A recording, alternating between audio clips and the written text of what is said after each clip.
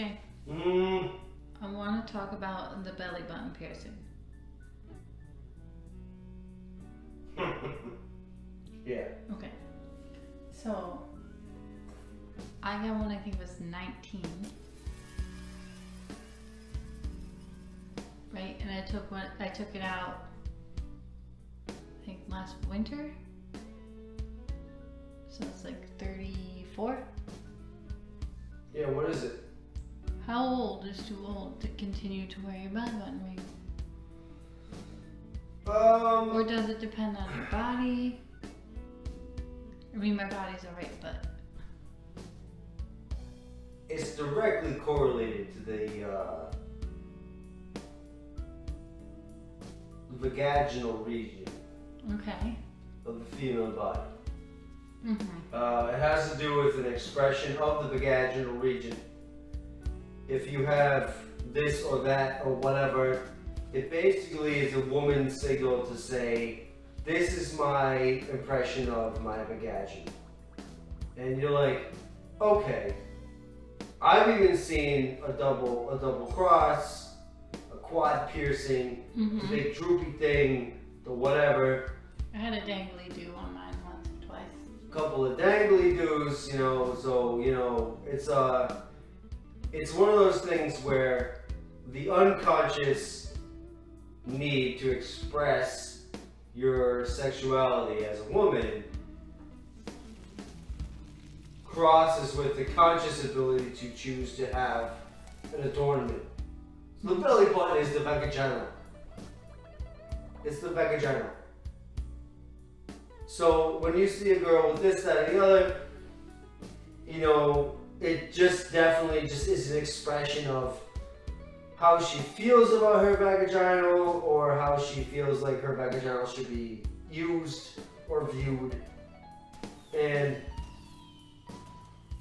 because of that, I'd say 26 years old is the cutoff. 26 years old. At that point, you should know how to communicate to other people who are going to be involved with vaginal stimulation without a belly button adornment. You know, it's pretty simple.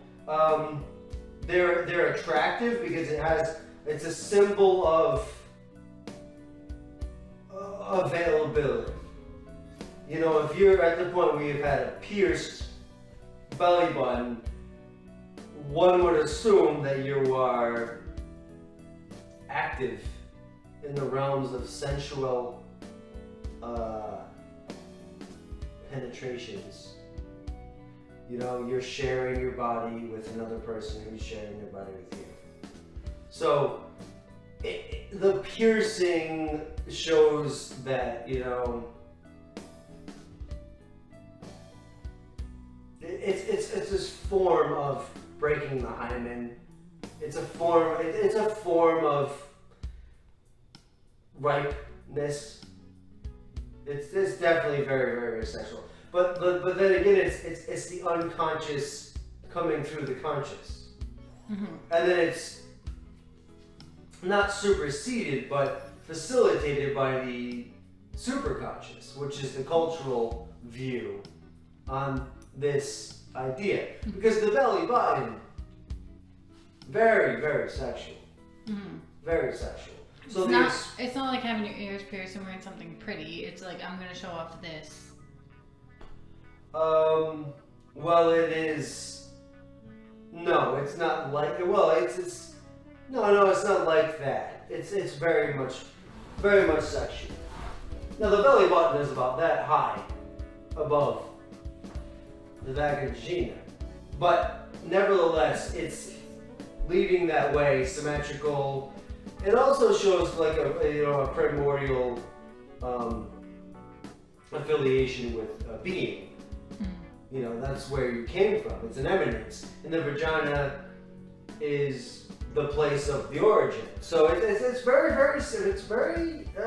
you know, it could be done wrong. It can definitely be done wrong. It can be done right. if it's going to be used correctly, culturally, in that kind of society, then it says a lot about the fertility and modality of sexuality of the female. And so I think that's beautiful. But I think it's also a little bit simian. It's very, very expressive. It's very obvious. And subtlety and nuance is where real sexuality and intercourse actually happens between lovers. And I think by 26, 27, you should be able to express yourself just as powerfully, but more subtly to a more specific counterpart, if you will. You know, and that's what I would have to say about the female expression. And if I was to comment on the male situation there, it would be the reaction. Mm-hmm.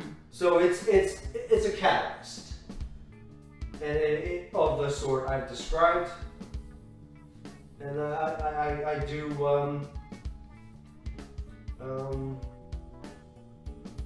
I do you know, I say, yeah, that's the move. A good job on you, ladies. Good, that's the move.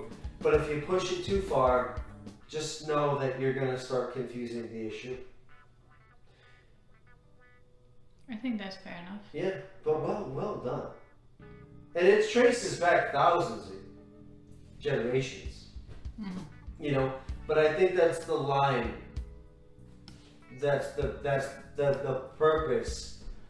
Unconscious, conscious, superconscious, subconscious. That's the deal.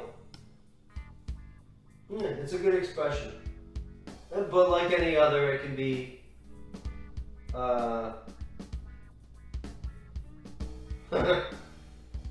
yeah, but that's fine.